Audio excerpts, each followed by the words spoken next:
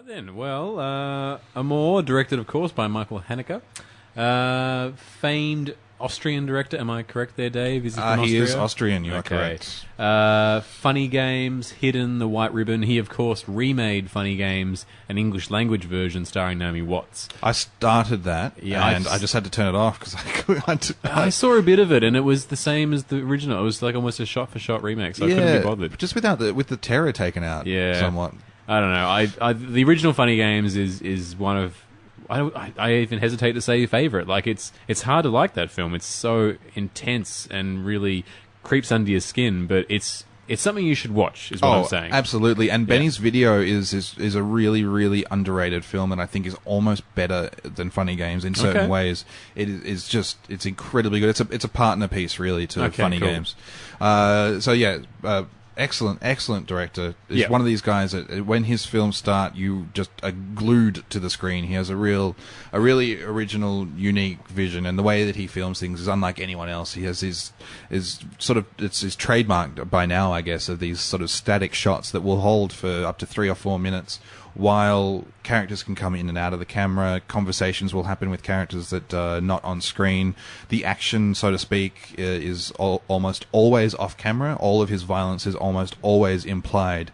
He's a brutal director, but not but doesn't revel in the gore or anything like that. He prefers to let your imagination take hold, and if something awful is happening, he wants you to imagine it because he feels that that's more effective. Yeah, and a great idea. The beauty of his shots that are held so long is you don't notice how long they're going for because you're always so wrapped up in the action that's happening. When I say action, I mean, two people talking. The events, really. Yeah. But with conventional editing, if it's good editing, you don't notice the cuts. You're not thinking about when the camera changes its angle because you are invested in the story, and it's good editing is invisible, right? Yes. Where with Michael Haneke, if you don't notice how long a shot's gone until there's a cut, and then, or even you could just be watching this shot for ages, watching the story unfold, and then you suddenly think to yourself, "Wow, this camera hasn't moved for 5 minutes. This is incredible." That's right. It's a retrospective sort of thing. Yeah. That actually makes you almost at the end of his movies almost want to start it again, just so you can finish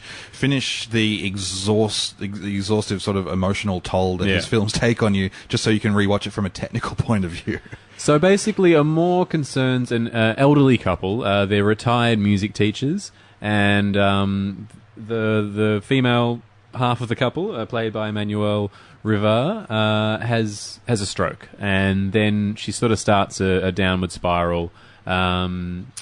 And her husband elects himself to look after her rather than sending her to a hospital or a care home, which she's staunchly against. She wants to keep her independence and hopefully her dignity and stay at home.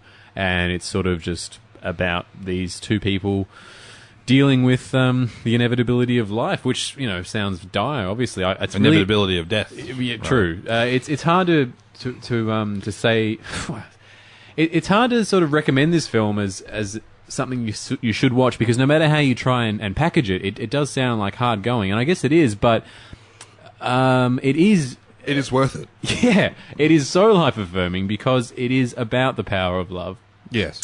And in Haneke's case, love means death and despair and horrible things, but it is still a really beautiful film because I think it's ultimately about the strength of these two individuals. Yeah, it shows just how strong their love is. Yeah. The fact that more to the point, the husband is willing to go through these basically just sheer terrors that things just keep getting worse and worse, and he's willing to stick by, and it's a life affirming film, but in the sort of bleakest, darkest way. And I know there's a lot of people that are deliberately avoiding it because they don't want to see a movie and feel bad, and I do understand that to some degree, but I think with something like this you need just suck it up. I mean, it's something that is really, really worth seeing and will profoundly affect you. And this is a film I will never, ever forget. I hope I never, ever have to see it again. And I love rewatching Michael Haneke's films because they're just brilliant. But this, from the first 10 minutes, I had a lump in my throat that would not go away.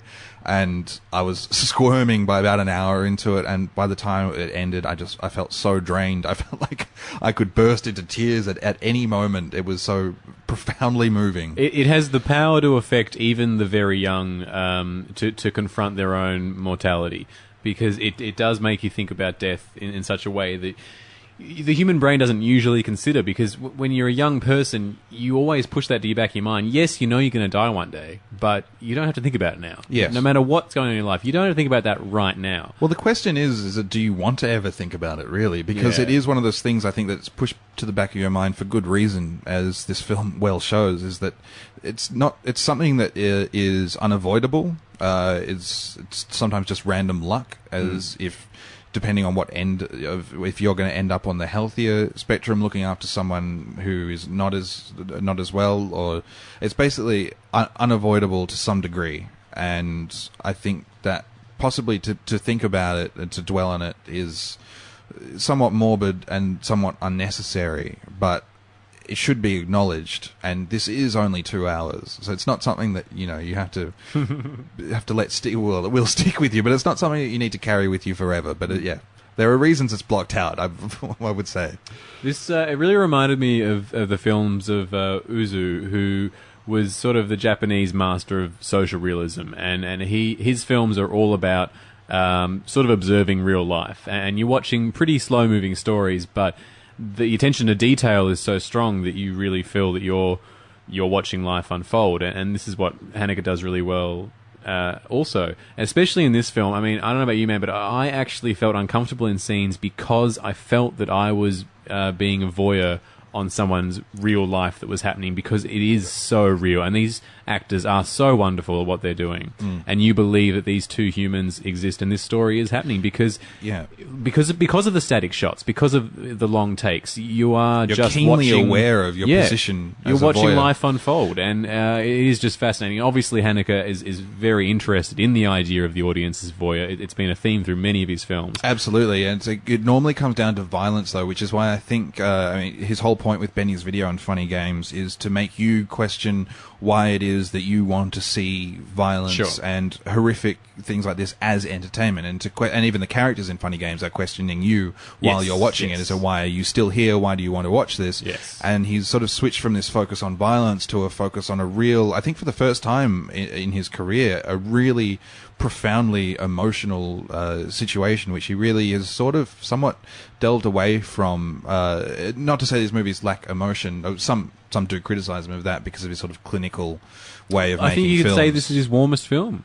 Yes, I think that's fair enough. This is at its core, it's a character study, and it's a deep character study, because it is mostly concerning these two actors. There are other characters that come and go, but they are all in some way uncomfortable to be, because all the action is basically takes place in their apartment in Paris. Yeah, I'm just trying to remember. Does it even ever actually leave the house? Before they even get to the house, there's a scene at the opera or the recital hall at the start. Yes, that's right. And actually, that begins the sense of the audience as a voyeur. Yes. It begins with this one static shot of this couple have gone to the theatre, but you don't see the standard play. The camera's situated on the stage just looking at the audience for probably 2 or 3 minutes in a single shot, and it sets it up beautifully. And when they leave the auditorium, you're looking at the main couple through a mirror as well. You're not actually looking at them, and you don't even know if they're going to be the focus, because it's hard to tell what the focus is on. It's only if you've obviously seen the posters and you know which actors are in it. You go, oh, okay, they're our main couple there, and then finally it takes you to them. And what I love about that particular scene is when they come home from the opera that night, you have a quick dialogue scene where they talk about the evening and they talk about what they're going to do the next day, and it literally sums up everything you need to know about this couple. You know that they've been together for God knows how long, years and years and years, and you know that they are completely codependent on each other in the most loving way possible, and you know that they will do anything for each other. It's a beautiful scene, very short. It's what filmmakers need to study to know how to cut to the chase and get rid of this meaningless crap, because it's a very simple dialogue very scene, good point, yeah. and you know they're in love. You know absolutely everything, and you never, and this is the only time you actually see them as a functioning couple. Exactly, because after this point, it goes downhill, and it's one person supporting another, and you need that scene to establish where they are in life. Yes, and to understand the rest of it. And that setup scene is filmed in his trademark style as well, from the camera that sort of slides in from the front door, and they walk in, they hang their jackets up. The husband stays in the hallway hanging his jacket up, talking about how he might still have a drink, while his wife walks off camera into the kitchen and starts yelling to him about how she really enjoyed the sort of the notes of the performance or whatever, and you get the sense that they've obviously got a background in music as well, and it not only sets up their relationship but also their career. It's, you're right, it was a masterfully done one shot, one scene that, and from that point on, you're aware of the entire backstory. It's funny because we were just talking about The Last Stand, where they have characters tell you about things that have happened, and you just don't believe them. And all it takes is just 2 or 3 minutes of an effective scene to set up the heart-wrenching downfall that makes the downfall all that more hard to endure. This is what separates a genuine auteur like Michael Haneke from other directors in the world, because in my opinion, this is his finest film. I haven't seen as many of his work as you have. Have you seen all his films? I've seen every single one. I've definitely not seen all of them. I definitely enjoy the ones I've seen, bar The Piano Teacher. I didn't like that one. Is that what it's called? Yes, The Piano Teacher. That's a difficult one. Yeah. And it's the most distant from his filmography as well. He has other ones. Code Unknown is a really, really difficult film. It's a non-linear. At the end of the film, I wasn't sure what I had watched, and I don't particularly like it just because it was a little bit too cloying for my liking. But everything else that he's done is just outstanding and devastating. Hidden is probably my favorite, but probably not his best, but definitely his most entertaining. Hidden you can watch over and over again. It's a mystery that never solves itself. But I don't think that Amour is my favorite, but it's probably the most affecting film that he's ever made. So sure.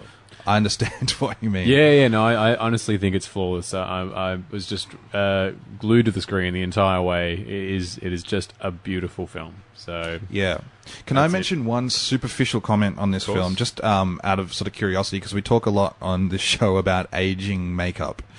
They aged Emmanuelle Riva's character incredibly well, from the point of view where she initially has her first stroke, up until the point where she passes away. Is the way that they'll manage to convey that physically. I mean, her performance is outstanding, but just from a sort of a makeup point of view, I think was incredible. There'd be a lot you could learn from whoever was involved doing that. It was utterly convincing.